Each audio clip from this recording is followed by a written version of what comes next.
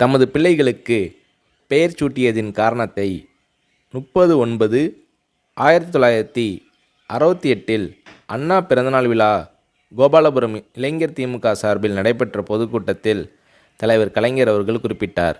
நான் எனது மக்களில் ஒருவனுக்கு ஸ்டாலின் என்று பெயர் வைத்தபோது தூத்துக்குடியில் இருந்த ஒரு நண்பர் கடிதம் எழுதினார். ஸ்டாலின் என்ற வெளிநாட்டு தலைவரின் பெயரை உங்கள் பிள்ளைக்கு ஏன் வைத்தீர்கள்? உள்நாட்டில் பெயர்கள் கிடைக்கவில்லையா என்று கேட்டிருந்தார்.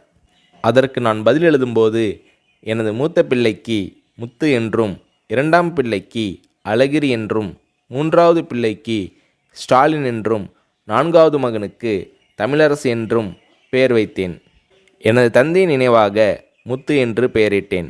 என்னை அரசியல் உலகிற்கு அழைத்து வந்த அஞ்சா நெஞ்சன் அழகிரியின் நினைவாக அழகிரி என்று இரண்டாவது மகனுக்கு பெயரிட்டேன். ரஷ்ய நாட்டு தலைவர் ஸ்டாலின் இறந்தபோது பிறந்த மூன்றாவது மகனுக்கு ஸ்டாலின் என்று பெயரிட்டேன் என்கிறார் தலைவர் கலைஞர் அவர்கள்.